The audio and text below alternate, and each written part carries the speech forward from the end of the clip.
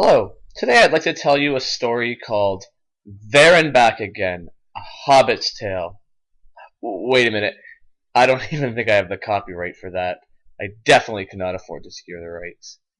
No. Today I want to tell you a different story, although it does involve a character who goes on a quest and discovers something of great value. It is the story of Lucy. I'd like you to meet Lucy. Hi, Lucy. She just graduated from Teachers College, and she is all set to start her first day. She has her 10-page Teachers College lesson plan in one hand, a sharpened pencil in the other, and she has chosen sensible shoes for today.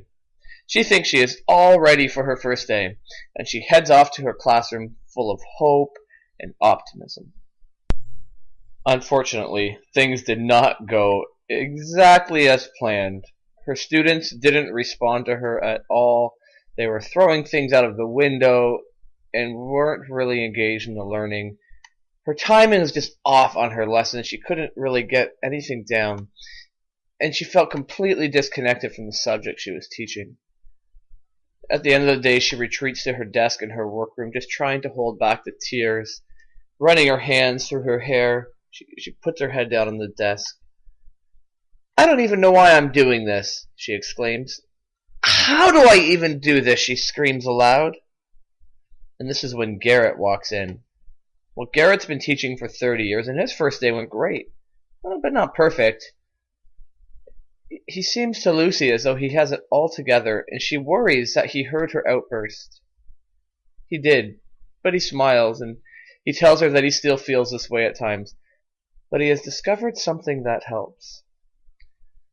"What is it? Where do I find it?" Lucy asks. Garrett acts very mysteriously, but sincere, and he tells her he doesn't know what she needs, but he does know where she needs to begin to look. He explained that this quest she must go on is an inward quest, not an outward quest. A quest into her own past. A quest that starts in her past and heads to the future. "Wait," Lucy says. "I'm going to be visited by 3 ghosts? How very Dickensian!" Garrett replies, No ghosts. But you will encounter some old dead white guys who will help you on your way. And they can point you in the right direction. But be warned. They won't tell you everything you need to know. They can't even tell you what you're looking for, even if they pretend that they can. Dead white guys are known for that. They're know-it-alls. "Okay, but where do I start? I'm ready to find this mystery." Where to start? Well, at the beginning, of course. The beginning of time? No, just the beginning of a syllabus I took at Brock in days of yore. Okay, well, yes. Start by a man with the last name of Kelly, I believe. He's the ticket. A very crafty old dead white guy. Very wise indeed. So Lucy sets out, or should I say in, to her quest. She reads about the crafty and wise Kelly. She discovers a few important things. She learns that her identity is shaped by the way she has interpreted her past experiences. These are called constructs, and she's not quite sure if she likes the sounds of them. She doesn't really trust herself to be able to rely on her own experience. She doubts that her own past experiences have any meaning at all, and therefore she can't really anticipate her teaching experience getting any better in the future. She really does not expect that she will get any better. But just then, Kelly himself shows up in her mind and drops this knowledge bomb on her. Don't be a victim of your biography. Understand your past and be empowered to make decisions about your present with a more hopeful future in mind. Oh, so the fact that I only ever had teachers who spoke in a monotone, maybe do worksheets until my fingers and mind went numb, does not mean I have to do the same? Oh, good to know. So Lucy learned that she can be liberated, and she started to reimagine herself as a good teacher. But wait, she still didn't have a clear understanding of what a good teacher should be. How can she know when she still had a negative bias towards certain kinds of teachers and teaching? She hadn't actually seen any kind of teaching that she liked. Kelly thought about this for a very short time, and he promptly told her that he's taught her all he can, and she needed to move on down the road. Then they both remembered they were both inside her head, and they both got very confused, and decided not to try to figure out the logistics of it all. I suggest you do the same. Anyways, Kelly suggested that she should go to Germany next. The Germans are always coming up with ideas so big they need to invent new words just to even talk about them. Wow, thought Lucy, new words, what could go wrong? And the Germans do seem like they may have all the answers. So she boarded a plane in her mind and flew to Germany, looking for new, giant words. When she arrived in Germany, she did not see any giant words floating around. In fact, she saw lots of regular people milling about the airport in her mind, and she decided to take a taxi to the center of Berlin. Maybe she'd find some new big ideas floating around there. She did not. But the cab driver did mention he lived next to a guy named Yuri Bronnenhauser, something or other, who did throw around a lot of big words in the neighborhood, or as Yuri called them, the exosystem. Lucy pulled up to his house and noticed his front lawn was cut in a strange pattern. It was cut into concentric circles. Each inner circle got progressively smaller. It kind of looked like a curling house. In each circle, stones spelled out strange words. But actually not that strange because they were in English. And these words were disappointingly small, especially for someone whose native tongue was supposedly German. Maybe something got lost in translation. Starting from the middle, looking outwards, the words read micro, meso, exo, macro, chrono. Wondered Lucy. What could these strange words mean? Just then a man barged out of the front door yelling, "Get off my lawn, you young whippersnapper! You look like a hooligan, or worse, a first-year teacher who doesn't have a sense of professional identity yet." Ouch, thought Lucy. That one hit surprisingly close to home. Hey, aren't you that famous German theorist Yuri Brofenbra?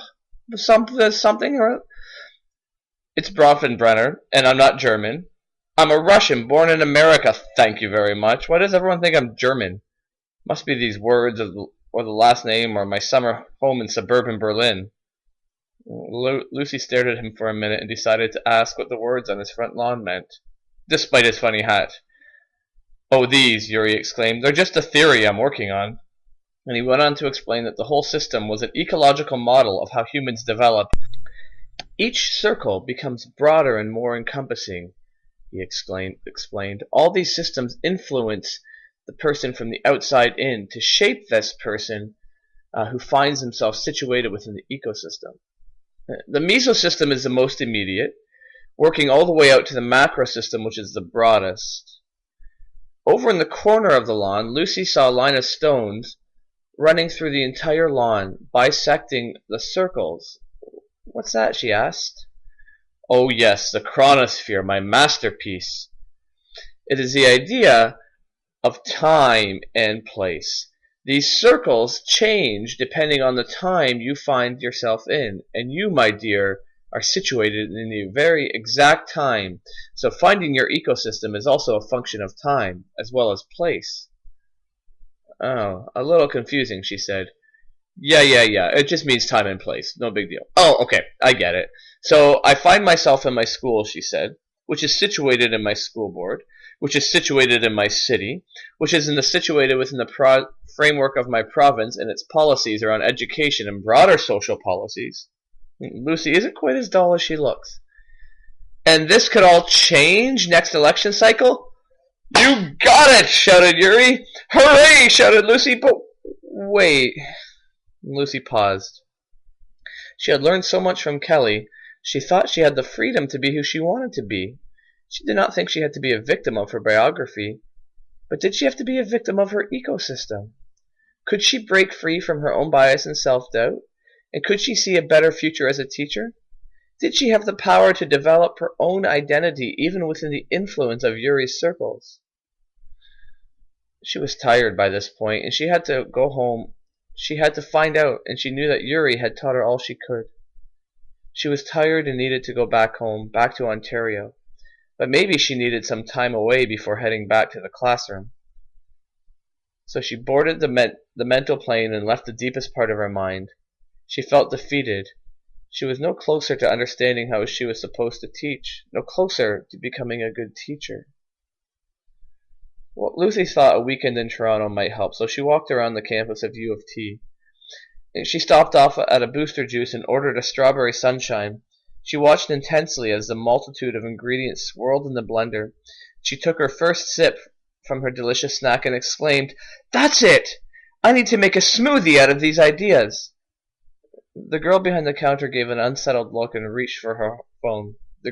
Lucy saw the girl start to press 9, then 1, then Lucy left immediately. Smoothies, that's what I need, she thought. But I don't have enough ingredients. Sure, I have Kelly and Brennan, something or other, Yuri. They have great ideas, but there's just things that aren't quite fitting together for me. I still don't know who I am. I need more. As she strolled the grounds of the U of T campus, she kept her head down, and all of a sudden, she turned a corner and smack! She bumped straight into two very respectable-looking people. Her smoothie flew out of her hand and spilt all over her sensible shoes. "I'm sorry," she exclaimed. "I'm sorry. Did I get any smoothie on you? I just wasn't paying attention. I was lost in my own mind, on a journey in my own mind, in a quest in my own mind." She paused. She realized she was rambling like a lunatic, partly because the looks on her face suggested that she was rambling like a lunatic. But they looked kind, and they asked her if she was okay. In fact, the man, for it was a man and a woman she had bumped into, pulled out a handkerchief and knelt down and helped clean the smoothie off her shoes, her sensible shoes, which were, now that they were stained, no longer as sensible as she had hoped. Despite the fact that you need a filter, it's actually quite helpful here, Connelly Clinton told her, because, in fact, that's precisely what we do. We listen to stories, we investigate them, we find themes that resonate with other people and hope to help people through people putting together life stories.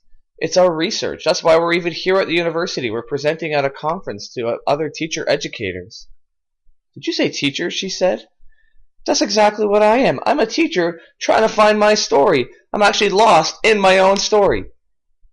They looked at each other. "Would you be interested in going through the ethics board and becoming part of our study?" Okay. "Well, that way we could tell a story about a teacher finding her story within a story. We like to do things very meta here. But maybe we could help," she said. Lucy replied, "Thank you. Maybe you can. But what I really do need is just some more information for my smoothie." They were quite confused. "Well, we wiped the smoothie off your shoes, dear," they said. No. Let me explain. I've already gone through some different theories, and they're starting to help me understand who I am, but I think there are some components missing." "Ah," they said. Yes, there is. We need more to this story. We need to help to piece this story together for you. Let's add a few more ingredients, shall we?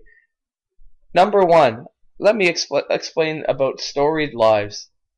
All people live lives within a story, but we have the power to shape that story once we understand it. It kind of reminds me a little of Kelly.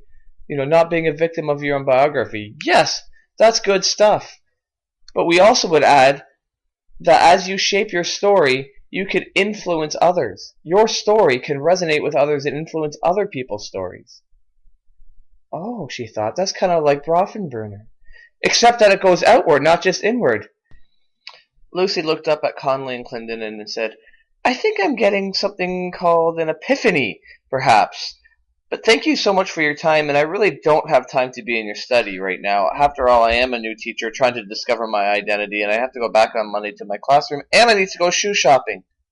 "Oh," they said. "Well, we're glad we could help anyways," and they went on their way. Lucy kept walking, turning these thoughts over and over in her mind. She thought, okay, now I can add story and my own story and influence my story can have on others into the mix. But how can my story affect somebody else? To the library, she thought. That's the only place I'm going to get answers. So she got to the library and dug in. She pulled out theorist upon theorist and journal articles and books stacked so high she couldn't see over them. And as she read, she went back deeper into her mind. One that stuck to her quite strongly was a man named Paulo Freire. Pedagogy of the oppressed, she thought. But I'm not oppressed, and I'm not an oppressor. But she read on. She read on and discovered that the way people influence each other through stories is through dialogue, through discussion. She thought, is that all I'm missing? Maybe the answer was in my workroom all along. Maybe Garrett is the answer to this whole thing. Maybe, just maybe, we can influence each other by sharing our stories with each other. Maybe I can borrow from his past experience to help shape my future.